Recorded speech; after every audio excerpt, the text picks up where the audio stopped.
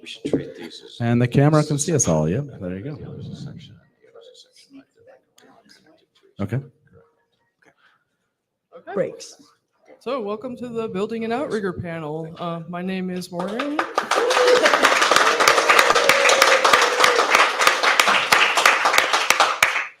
I host Podcast of the Dragon, which is a topical literary analysis of the Wheel of Time. So like lit lectures about what if your professor were unprofessional, swore a lot, and was prone to oversharing.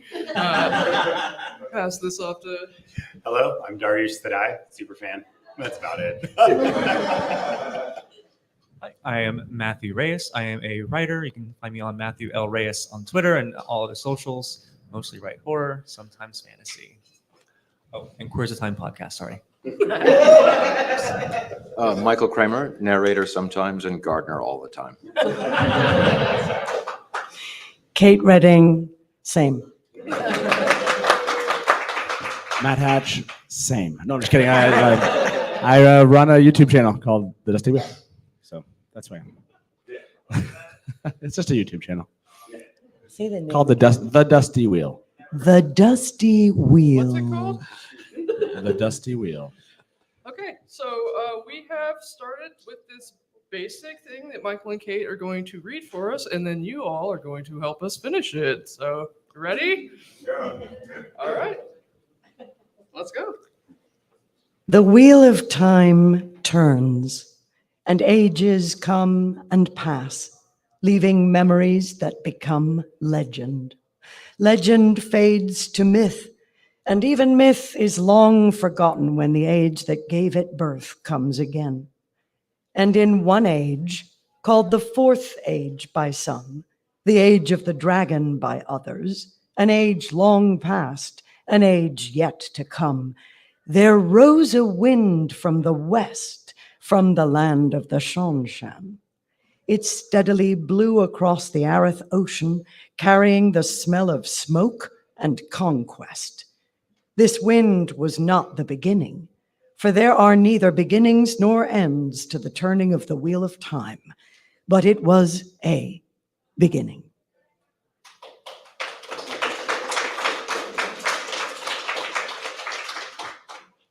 This wind mingled with another from the south, beyond the Sea of Storms, and together they reached a village in the Two Rivers, Emmons Field. Perenebara paused as he prepared to strike molten metal with his hammer. His nostrils widened.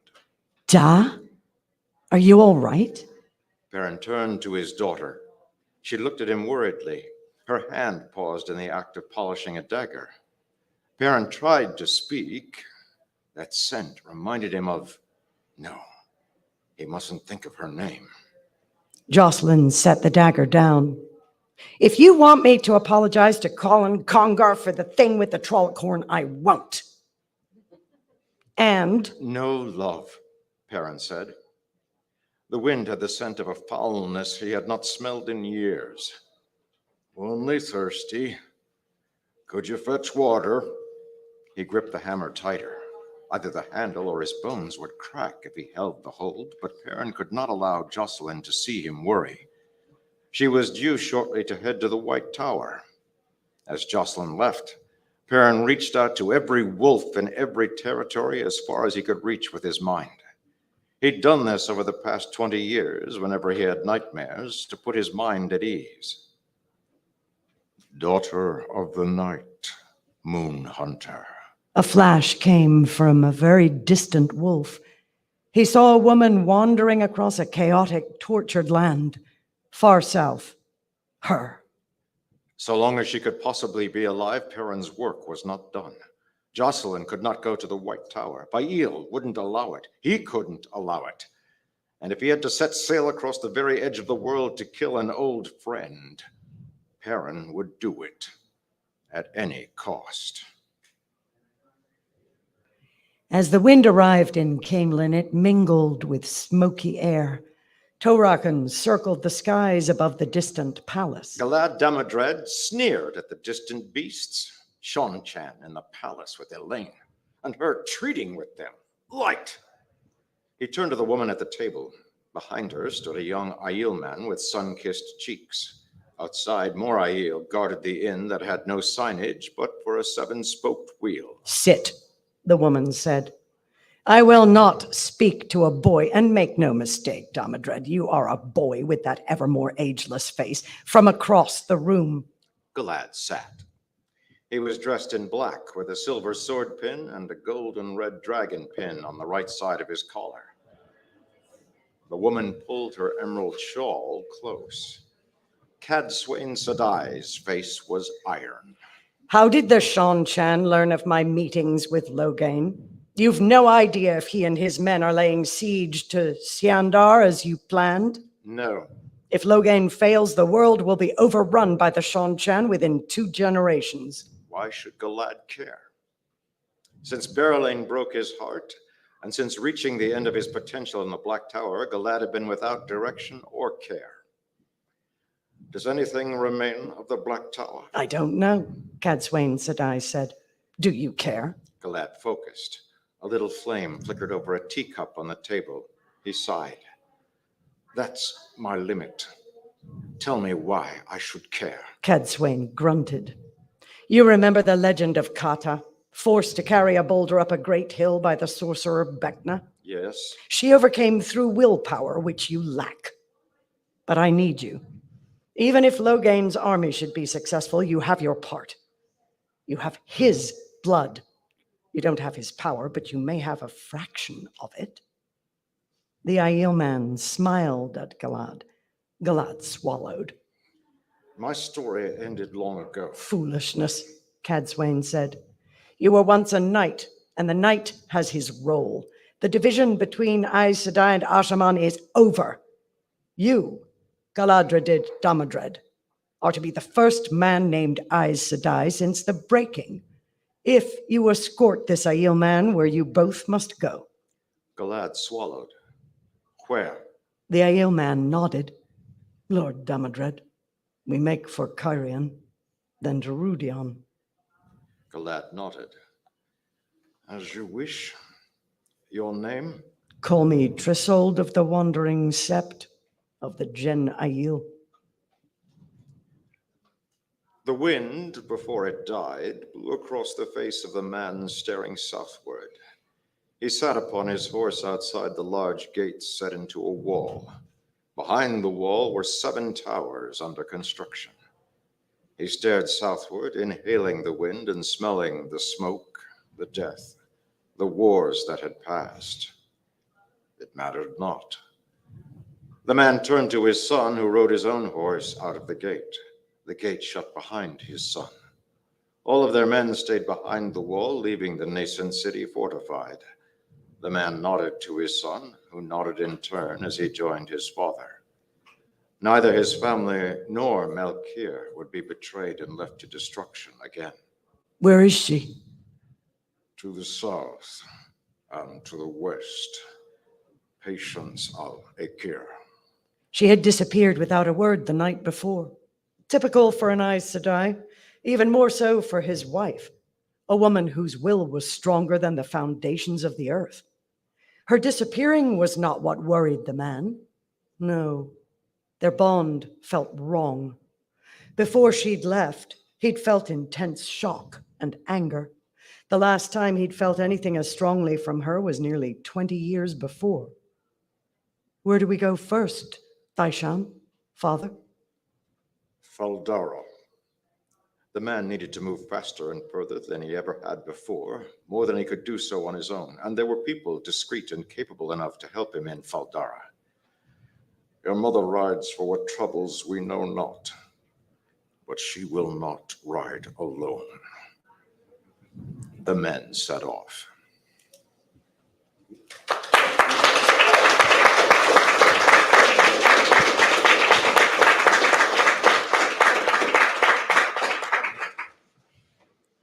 Okay, so as awesome as it would be to know where all of that goes, you guys only get to pick one story to finish. So we're going to have a vote, raise of hands. Who wants to tell the story of where Perrin is going with Lanfear with his daughter? I'm going to raise a hand from Oregon. I got one. I got one, Two. two, four. Okay. Who wants to hear about Cat Swain and Galad? Ooh. 1, 2, 3, 4, 5, 6, 7, 8, 9, 10. Okay. And who wants to hear about Juan and Nynaeve and 1, 2, Ooh. 3, 4, 5, 6, 7, 8, 9, 10, 11, 12. Okay, I guess that's the story we're going. I asked chat, but I haven't heard anything back yet. So no additional votes. So which is the story we picked? I guess we're going with the third tale. I mean, that's such a powerful line right there at the end. But she will not ride alone. That would actually gets me every time. Thank you. I thought that was a little nerdy, but I couldn't not include it. It was nerdy, but Okay, so how exactly are we doing this? Are we finding out why? Why did Nynaeve leave? Ideas? yeah. You guys get to tell us. We just gave you the start of this, so you got to help us build out the Outrigger. So you heard the intro. So Basically, this is the prologue, and everybody in the audience gets to collaborate on a storyline. So, ideas. yeah, I have a question. yeah. I don't know if I missed something in the end of the book. Is this brand new? So maybe. I'm sorry, we did not. Okay, so we did not. Okay, so a little thing. The mods or the panelists came up with the ideas for how an Outrigger novel might start, and then I wrote how it might look as an actual prologue. And Michael and Kate very kindly agreed to read it as they would a Wheel of Time narration. So It's fanfic. this is fanfic. It's fanfic. It's Outrigger. fanfic. Outrigger. Book 17. Book 17. It's fancy fanfic. So yeah, ideas on how. There's clearly some spoilers here, so hopefully we're all accepting spoilers. These are being full series spoilers as we go. So. Great, and I'm going, I must have missed something on the list. I must have not. So I don't know what direction this is going, but I think the only thing that makes Nynaeve leave Lan is her duty to the two rivers. So did an old friend show up and whisk her away? What, Yeah. I mean, that's a pretty normal emotion for 98, right? So shock and anger. You said maybe it was something from the Two Rivers. An old friend from the two rivers Showed up in like Malkir. angry. Okay. An old friend from the Two Rivers. That's an interesting idea. Okay. I think that Matt would make Nynaeve super angry just because I want to hear what happened to Matt and Tuon. Ooh. Oh. She's angry about something having to do with Matt and Tuan and the Shanchan. Do we like this idea? Okay. Ooh. I like that idea. Okay, by the way, I can tell you what was behind my brain when this, but now that we picked that, I'll tell you what we can't do then. So my thought was that Moghedien somehow escaped. That's where you were going. Okay, yeah, so go. Sorry. No, go ahead. No, go ahead. Go ahead and explain your thought. Say it. Yeah. I was just thinking that she caught whiff that Moghedien was still alive. Okay. Maybe by a prophecy that she had, because she does feel the wind, so maybe she developed some powers. Ooh, I like an evolving talent with the wind, where it's almost prophetic. Can you kind of conceive of like what that looks like, or how that would interact? Like, is it like the wind? She would hear like a name or something? Yeah, maybe. Maybe she does hear the wind that blew over the whole land, and that's actually incarnated somehow, and she's able to read that. Or maybe she interprets the smell that parents smell in a different way using her own powers. Okay. How do we feel about that idea? Can I ask a question? Yeah. So my question is, what is it that would make her leave without telling her husband?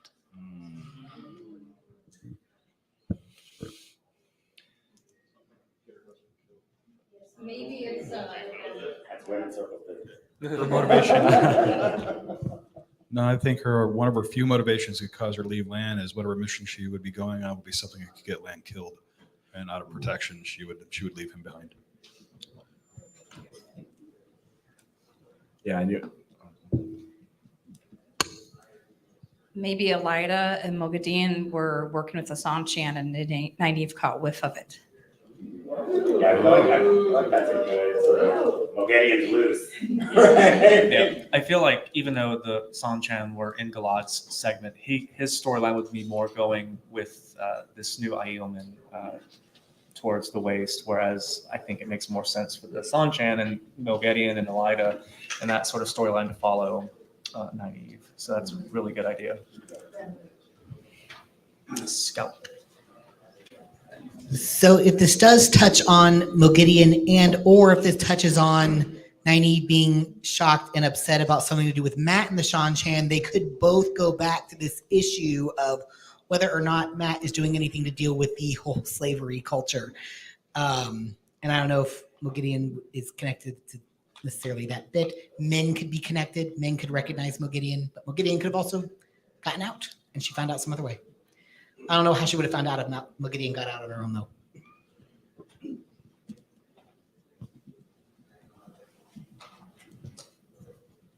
Well, since we're going down the rabbit hole of Mogideon being in this, one thing we might want to take a look at is how does she get around the problem of she was wearing her corsura at the end of the book when she was being handed over to the Seanchan, who the first thing that they would do is destroy all of her possessions, thereby turning her into a vegetable. I'm trying to remember. I think she has. I thought we know that Mogideon. I thought we know that she had hers back.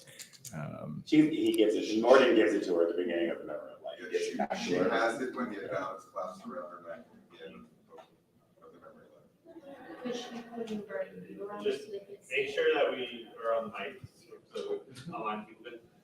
So somehow, with Matt's extreme distrust of the One Power, they have found a way to mass produce and weaponize the Wolfhead Medallion and severely tip the balance of the Seanchan's wielding of the power and being completely immune to all of Randland's One Power users. Wow. Oh, that's frightening. Weaponizing. I have something else that might be frightening. What if they turned Nynaeve? That Mogideon surprised her with a cohort of channelers, male and female, and actually turned Nynaeve. So we have a dark Nynaeve.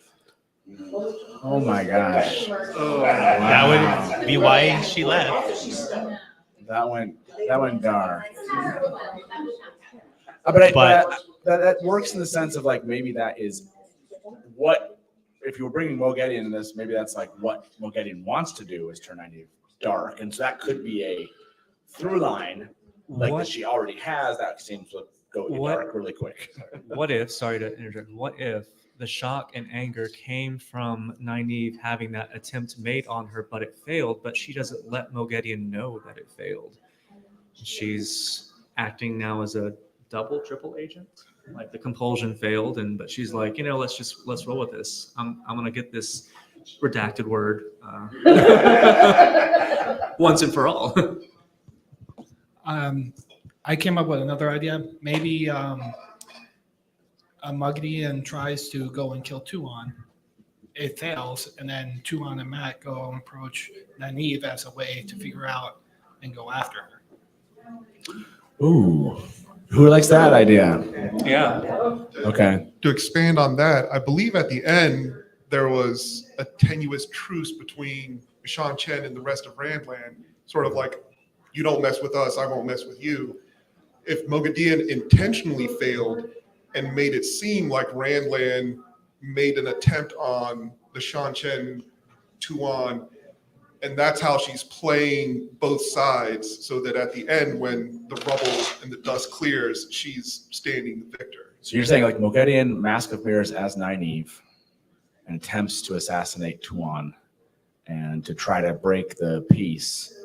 And Nynaeve has found out that she has been that Matt maybe came and somehow informed Nynaeve that they were going to come after her. And so Nynaeve is now doing something, and what that is. Like a preemptive strike. Like they found out that the Shan-Chen were doing something that they probably shouldn't have been doing, which isn't unlikely. And Nynaeve, Moghedien preemptively did this, and as Nynaeve and Mascamir's, and that's how it's kicking off. And she's pissed because she's been made to look the bad guy. She's also pissed because they're doing something they shouldn't be doing in the first place. And Matt should talk sense into Tuan. She's going to box some ears. Do you guys like this idea? Yes. Is there a... The only question I have is, how is the bond messed up? How is it wrong? Okay, so Mogdian's Korsuva,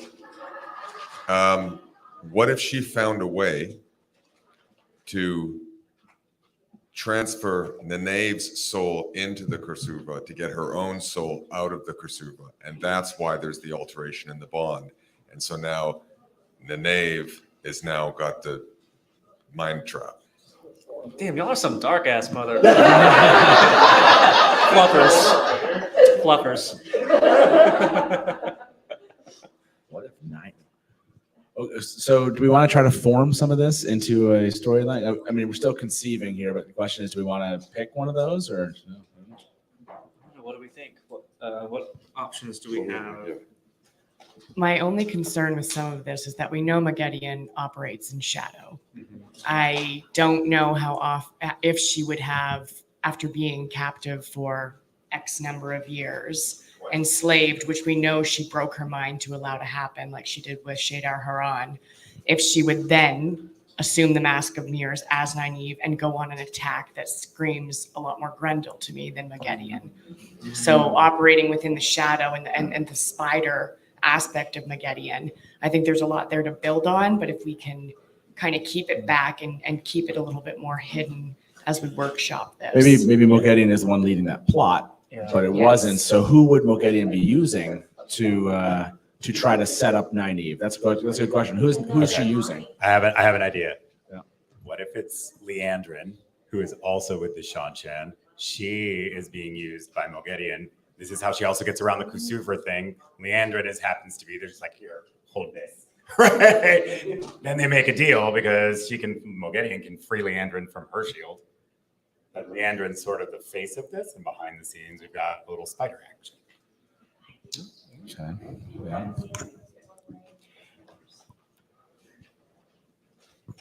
What if anyone was trying to get at Lan and Malkir around Nynaeve's back, and that's why she goes on the offensive? So change the overall plot. Something's going after Lan. Yeah, that's the plot, is to go after Lan and his to try to make Malkir rise in some way, which I don't think that he wants at this point, and that's why she's upset. Okay. So it looks. So we have we have Elida and Moghedien potentially joining forces. We have potentially an attempt on Tuan's life, and Tuan and God, what's his name? Matt. try to meet up with Nynaeve and Two Rivers. And as far as the bond being wrong, we mentioned that what if Moghedien had compulsed or tried to compulse Nynaeve? What if perhaps it was not successful, but it broke something in the bond, as a side effect of an attack, like a psychic attack against her, did something to the bond, and she can't communicate with Lan anymore. What if she goes into Teleranriad in the flesh? Yeah, I know, that's right there. I hit that right. Okay, That's I think, good. yeah. So so Nynaeve goes into Teleranriad in the flesh, and that's where she's looking for. She believes it's Moghedien for some reason, but I like the idea that Moghedien is the one that is laying the plot. Yeah. And Nynaeve has to kind of go into hiding anyway. And where the Shan-Chen that have a hard time finding her is probably in Tel'aran'rhiod anyway. And it's an interesting idea. Yeah. I don't know. Yeah. What if Leandrin and Mogideon and Elida are cooperating to lead a demonic uprising, and now we get to be torn between, well, these people are evil, but also this is a good thing. That's a good moral question. So I think we should probably settle on like the immediacy of like what is happening, so that we can move on to the next plot point, so we can have like a story arc. Yeah. So, do you want to take the show of hands? Okay, yeah, sure. Or you like to do it? Yeah, where do you get Sure. your microphone? So how about those who want to go for Nynaeve is in the telethingy. Best Wheel of Time fan ever. Who wants to go for that angle? In Tel'aran'rhiod? Yeah. Like that's a fact. Basically, just looking for some facts. Like, what are the facts? So, Nynaeve's in Tel'aran'rhiod. The next, that's the general. So the general overarching plot is like Nynaeve is now in telethingy, and the next step is what exactly did Mogideon plan, and what is Nynaeve doing, and then how does Lan and their son, named after Lan's dad, because I'm a sap, how does that play into that? So I guess it looks like pretty much most people want. Yeah, most people. Okay, so we'll go with Nynaeve and that place. Tel'aran'rhiod. Michael and Kate, can you give us the Tel'aran'rhiod? Can you give us Tel'aran'rhiod, the pronunciation? Tel'aran'rhiod? Tel'aran'rhiod. Tel'aran'rhiod. Tel'aran'rhiod. Tel'aran'rhiod. There we go. Tyler Whack and You're like Joey speaking French on French. Exactly. Talladega. Tel'aran'rhiod. Yeah, she's in Talladega betting on some of them races. Okay, so that would be the next step is why. Yeah, why and is that? what Yeah. and how. Is there a reason why? I mean, is this just a revenge plot by Mogideon? Like, this is the fourth age. Mogideon just will never give up trying to kill Nynaeve, or is there a larger plot that you guys can think of that Mogideon has in store? Thank you. I'm so bad with pronunciation. Say again? Break the dragon piece. Destroying the bird dragon's piece. So good old Moggy Mog doesn't know that Lanfear's alive. Mogideon does know that Nynaeve is a powerful force. Instead of keeping them as enemies, what if we engage a little enemies to lovers situation where Mogideon knows that if she wants to escape the Shan-Chan, Nynaeve may be her best ally to get her there, and she wants to lure her, so setting that trap within Tel'aran'rhiod in a way to get Nynaeve to work with her to shadow the Shan-Chan. Ooh. You know, I've always liked the idea of a Forsaken returning to the light in some way. You know, it didn't happen. I don't think it happened in the series. So this Well, is the we lure almost had Nynaeve that, to and help he died. lure Nynaeve to Shan-Chan basically and Tel'aran'rhiod, and somehow like have her show up there and help Mogideon escape. Okay. Maybe not back to the light, but like certainly work together for a time in an alliance. Okay, it's still self-serve. Yes, self-serve. Right. Always self-serve. Right. That goes back to the previous relationship they had in the books. I mean, I tried to get the friends or enemies to lovers thing with Galad and the new Aielman, but Mogi and Nynaeve also work. Poor Lando. But what would be something so dire that would have those two diametrically opposed characters willing to set aside all the bad blood that's happened and say, hey, I'm willing to hitch my horse to your cart for however long because this bigger, greater threat is here. Enticing Nynaeve with a plan to free the captured Aes Sedai from the Tower raid. That would be a way to get those sisters back. So Mogideon has an idea, a plan, bring her in. This is the trade.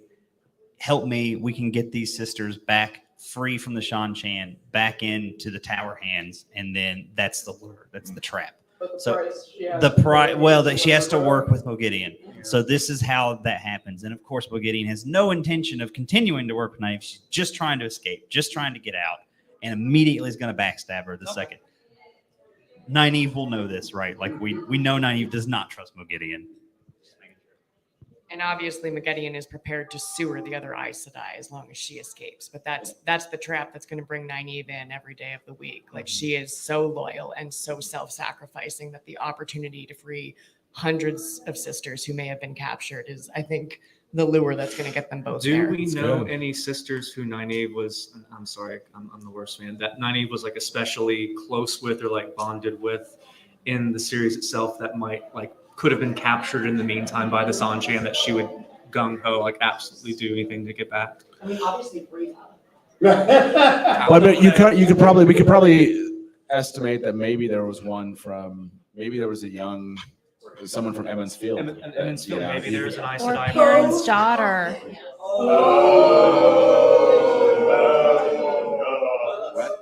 Say what she said. Bode Cawthon. Bode Cawthon's an Aes Sedai and has been kidnapped by the Sanchan, and Nynaeve's only way to get her back is to work with Mogideon. Okay. Show of hands if we like that. Okay. Also with a question about that.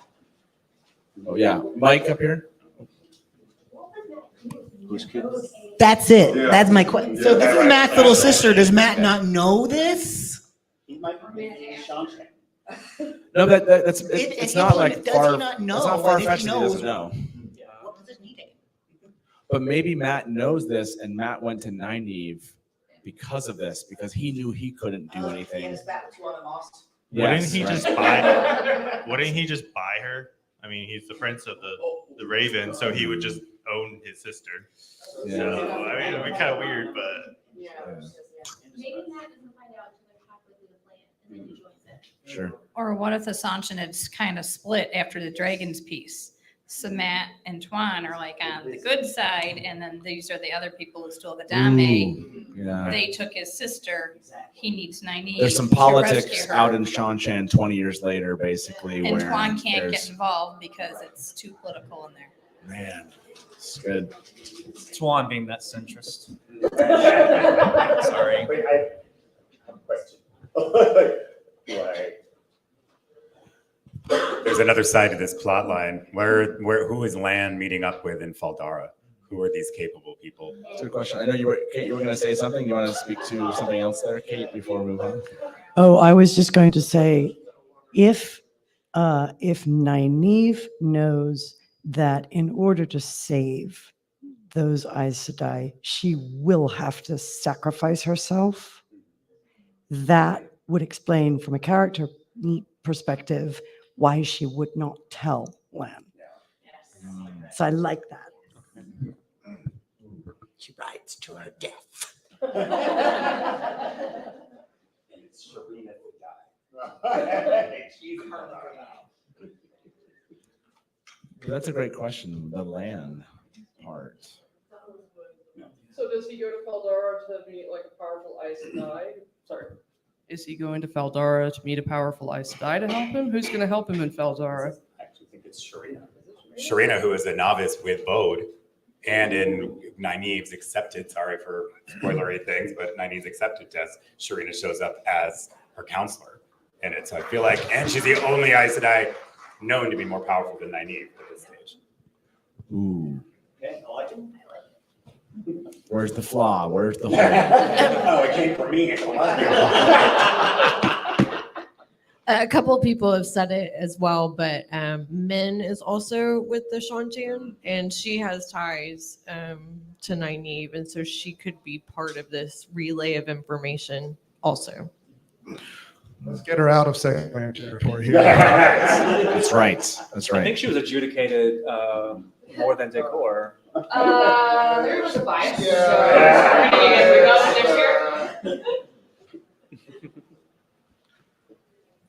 Okay. Lan, well, we said he's meeting with who? Sharina? Sharina? Okay.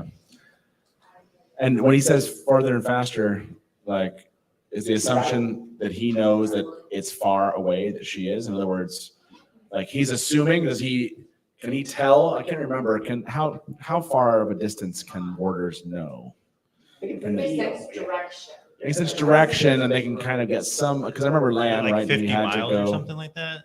Okay, so yeah, she might be Teleronrad, or is she doing something to the bond to make it harder for him to find her, just because she doesn't want him to follow? I like the Teleronrad angle, but it could be that it's just she's trying to mask it in a way that he knows that he could probably try to gauge where she's going, but he wouldn't know. Does the child of two people who are bonded together have a bond with both parents? No, I've never heard that metaphysics, but that doesn't mean we can't add it in the fourth age. So if Nynaeve has to cut Lan's bond off to disguise where she's going so Lan doesn't follow, maybe the son still can follow. I do like the idea that maybe he knows they're going to Faldara because he believes there's someone that can help determine where she is. And so maybe like there's someone that can read their bond, like someone has a talent in Faldara. Maybe that's Rand able is there. to kind of like connect and investigate a bond, if that makes sense. And like, anyways, I can see there being some kind of talent related to bonds. Speaking of talent, we know that traveling is a thing. So if Nynaeve wants to go anywhere, she's probably going to travel there. So if Land is going to follow her, it would seem logical that he would have to find someone who is strong enough to travel to follow her. Maybe Aliva is in Faldara, or maybe whoever he's seeking help with. Because if you're going to follow somebody that can travel anywhere at any time in the blink of an eye, you need to be there. And you probably need a band of, as has already been said, need a band of berry people to go along with you. I love what Chad just said here. Cyndaril's folly. Along with that, what if he's also going to get a wolf brother out of Faldara to be able to know, well, in Teleronriad, somebody that could, like, he's become aware of how this works over the years, and then so he knows to maybe find somebody. Maybe there's one in Faldara who's discreet enough, but could basically use Teleronriad to look for his wife. So it seems like Sharina would fill the gap of someone who's able to like read the bond, take land, Teleronriad, and a wolf brother to do the tracking while there. It did say there were men, plural, right, in Faldara? So capable people. So yeah. Combining that, he's looking for Andril and Faldara. Oh. So they can like follow Andril and Faldara. Andril and He's just looking for Pavara. one of them, but where one goes. I like the idea that Andril and Pavara. I mean, because there's a gateway, right? He has such an ability with gateways. So yeah, who likes the idea of trying to mix Andril and Pavara into this? Ooh, yeah. Okay. So maybe the group of They said men, so he's getting a group. So maybe the group of people could be Sharina, a wolf brother, Andral, and Pavara. That seems like a pretty good ragtag team of people. I would take that group.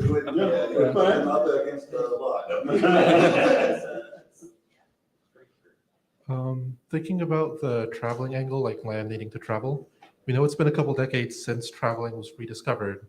Is there perhaps a group of channelers, Aes Sedai, Rashomon, or some other channelers running a traveling network in the major cities? Yeah, I mean, that makes total sense. Yeah. Thank you for bringing some. It's like we're all working on this 20 years. So yeah, the idea that there's is it an underground kind of thing, or is it just anything anyone can use? I guess. Probably being commercialized. Yeah. The kids traveling network. Okay, capitalism. But my guess is there wouldn't be necessarily any directly open to Shan-Chan. You'd probably have to go into like the black market side of that to get to Shan-Chan. I could see non-Shan-Chan controlled areas that's being commercialized, but to get to Shan-Chan, you have to go with some traveling smugglers. Yeah, and that's why you want Andril, potentially. So, okay. I hate how much I wanted this story. Why are we doing this? This is so brutal. I mean, I'm just gonna be writing the Galad storyline in my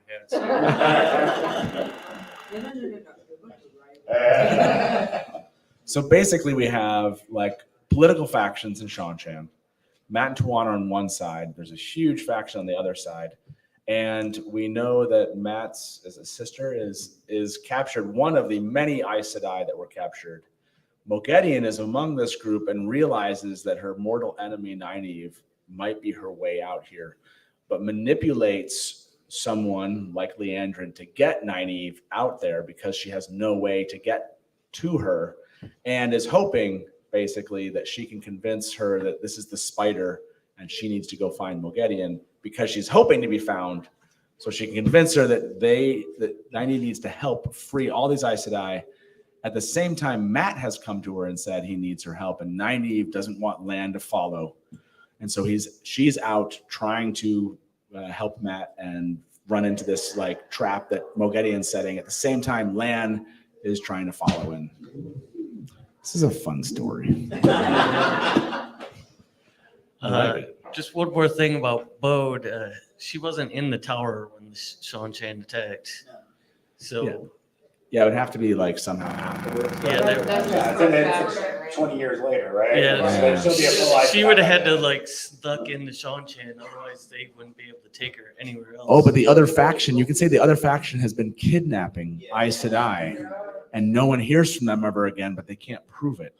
And that is one thing. And so Matt has taken it seriously, but now is taking it very seriously because it's been his sister. So yeah, you can definitely go down that route, which is why we're having this story, right? Because Matt's like, I need help. And one of the traveler smugglers is involved with this, aiding in the kidnapping of the Aes Sedai. And Matt's sister was having an affair with one of them. Whoa, that one, yeah. That one's soap opera. I like it. But I do like that there could be Lan using people who in the end have not necessarily his best, that they're not necessarily, because Andor Bavara obviously I think would be, but maybe this wolf brother that he goes to is actually kind of playing both sides. Like he's out for himself maybe and not necessarily on Lan's side. And so this is one of the situations where Lan maybe his party gets attacked by this Shanshan faction, and now Nynaeve has to go save them all. So yeah, I don't know. Could it be that they're actually finding out where lone Aes Sedai are from a network of evil wolf brothers that are going through Tel'aran'rhiod, finding out, hey, so-and-so's over here by themselves. I can pull them in. You transport them. We got another one for slavery. Oh, gotcha. The Wolf Brothers are running a racket. There's like right.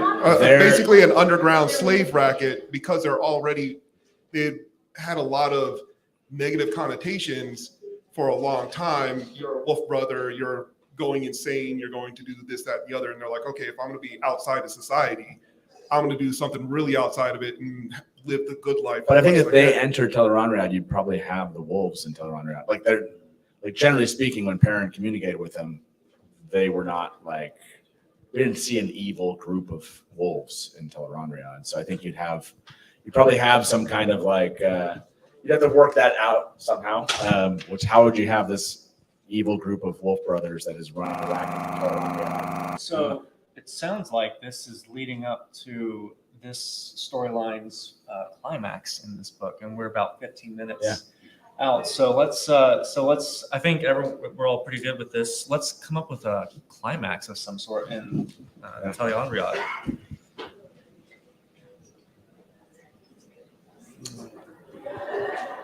So, go. No, go. No, Morgan, you go. Wait, I didn't Say have you're an genius. idea.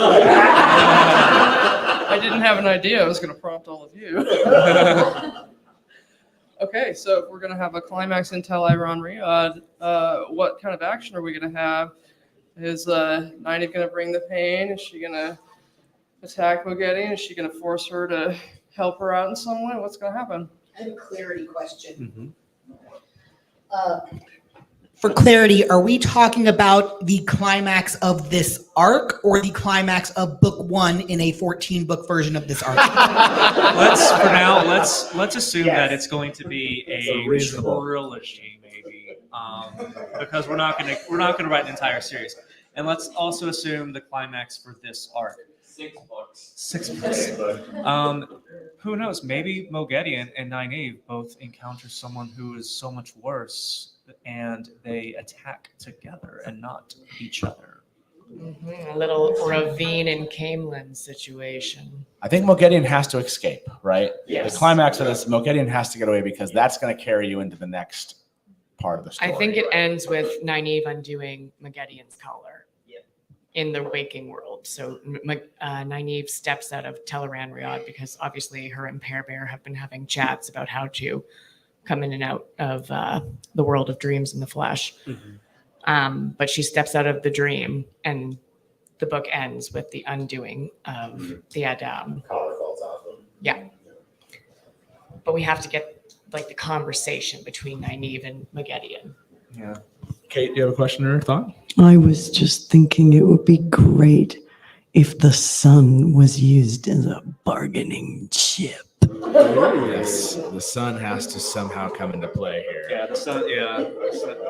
So their son. What happens? Do you think that that the Seanchan get the sun, or that Moghedien somehow has playing? Moghedien somehow playing the sun. Their son can channel, and the Seanchan capture him. I think what we need to do, though, too, and this is just my own little personal opinion, I don't think we need bad wolves. I think we need, if we've got one bad wolf or whatever, call Perrin in to at least set them straight or whatever, and you could leave, that could be a real, tip off to the next book with Perrin coming in to take over the Wolf Brothers or whatever. I don't know. Just because I don't think bad wolves. What if like the Aiel get involved at the end, since they're supposed to be the international Randland police force? If something happens and they have to start making a decision of, do I protect what the Karakarn has like entrusted to us in Randland, or do I go like side with the Seanchan against some rogue element, Nynaeve, whatever, plot to free all of these Aes Sedai that is against the law in Seanchan? Oh, you bring up an interesting point about Dreamwalkers and the Aiel and how they might come into play with this force of keeping the side. And I wonder if you did have kind of like this SWAT moment with the Aiel at the end where they come in and they shut down what's going on. I don't This know. makes me think. So if Perrin comes in, that means that we'll talk to him. But so Perrin comes in after he's been chasing after Lanfear. It'll bring him to the dream world, and then Galad and Tissault, his new Aiel, good friend. They were roommates, and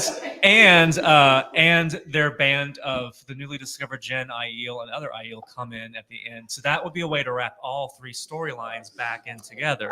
I like how you're pulling them all in. Like there's a trilogy. It is the writer in me. I'm not going to complain because you said Perrin and Lanfear, and I'm good.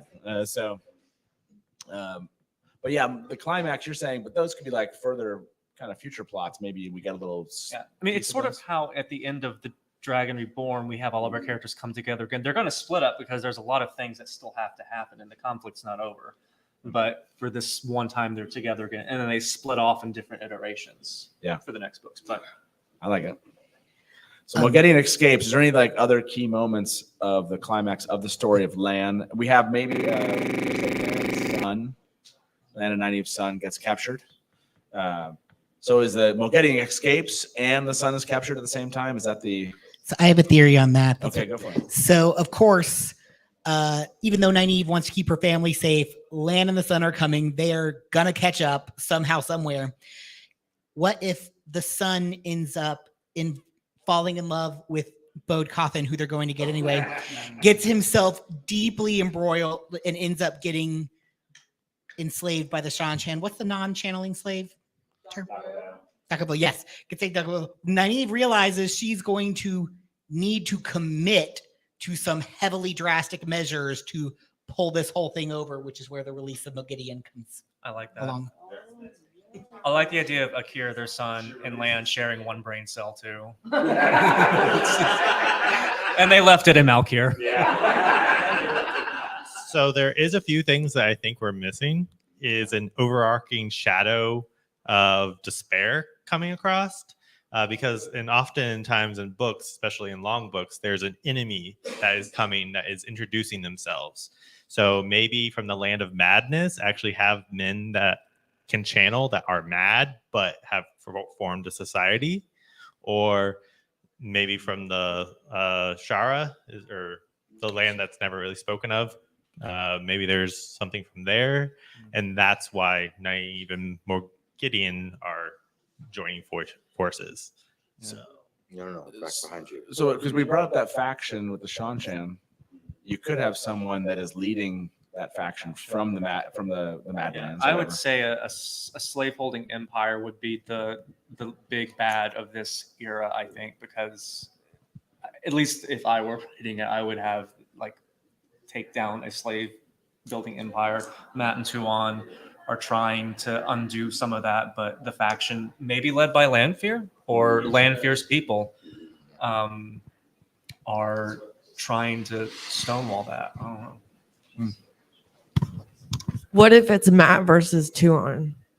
Because Tuon doesn't seem to have any problem with slavery or enslaving channelers. Yeah, actually, and they do have a relationship.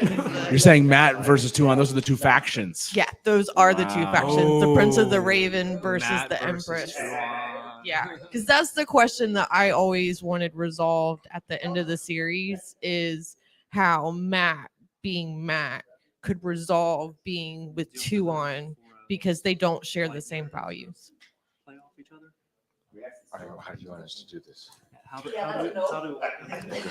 I just wanted to add some clarity onto that subject. If anyone was at a panel yesterday with Maria and Michael, there was some clarity added for if we are going with an outrigger, something that could be canonical rather than just fan fiction, which I do support, that the word from Robert Jordan was that Tuon eventually realizes the trap she's made for herself specifically, and that would inform the arc with Matt and Tuon and how that would proceed.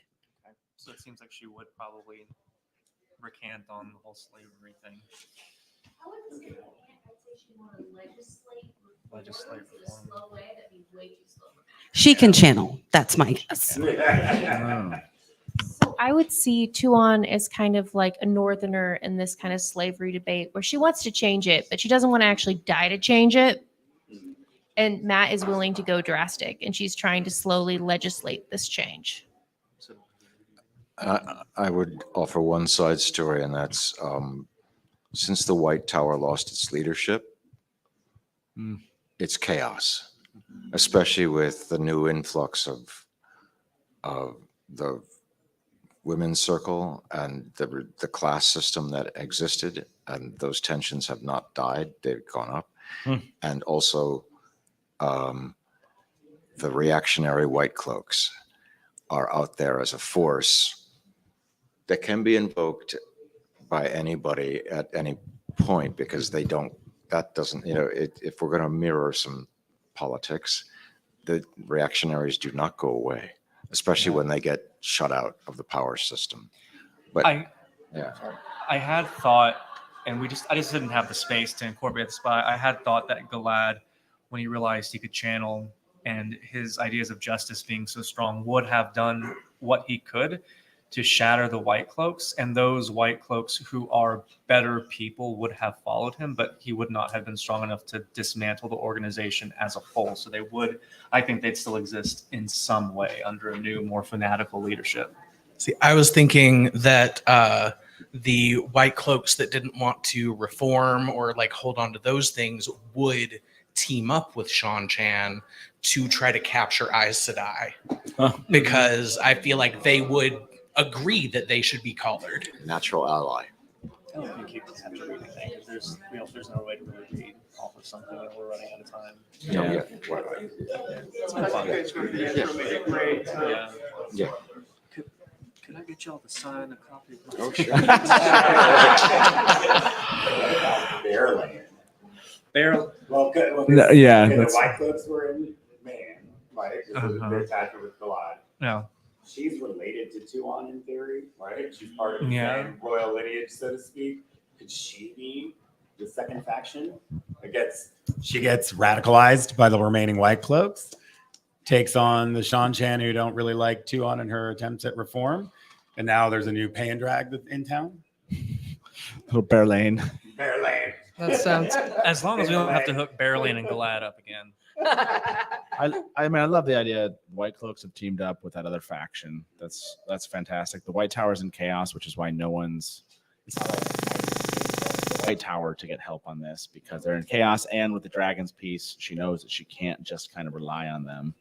And I love the idea that Matt and Tuan are even at odds as far as how fast this change should happen, how it shouldn't, and how they should handle this other faction. That's kind of because I think that other faction being the overarching kind of thread, right? Moghedien's kind of an interesting piece, but it's really this other faction that's growing in strength that could break the Dragon's piece too, right? Like they could destroy it, and with all their forces that they have, could start a new war only 20 years later, which no one would want. So I think there's a lot. You guys have done a great, fantastic job. This is great. I was just going to say that one of the reasons she didn't inform Lan is because if she goes and does this by herself, she's not involving Malkier as a nation. Oh, great. Yeah. Yeah. So she wouldn't be violating the Dragon Peace technically. As through Malkier that. doing it. Oh, that's a Because great, yeah. She's not representing the country, maybe. That's great. Yeah, that's logic.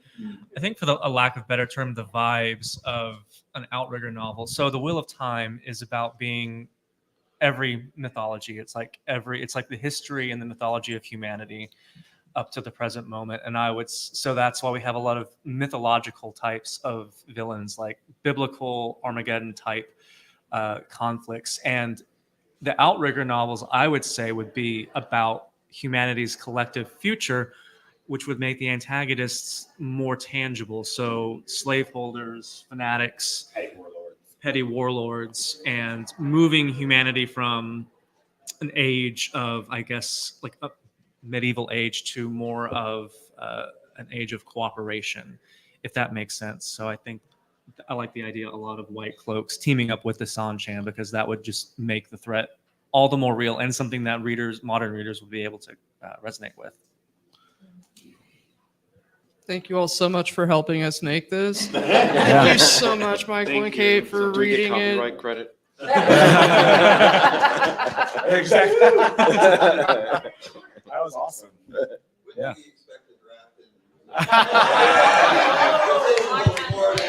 Yeah. Are all our names going to be like on front? If I can find a way to put up the 6-page original draft that I have with a bit more information and a little more world building. If you didn't catch it, Kate Bush and Vecna from Stranger Things became a myth with Sisyphus in the New Age. I can try to put it so people can read or refer to it. I don't know if there's a thing for that. Oh yes, Master the Duck. Yes. You wrote fan fiction. Put it on the archive of our own. Yes. Oh. Own it. Okay, but I don't want to write the parent and the land part. I'll write the Galad and the Aielman. Well, I yeah, could that's, do that though, yeah. I was gonna say this was awesome. Yes, thank you, everybody.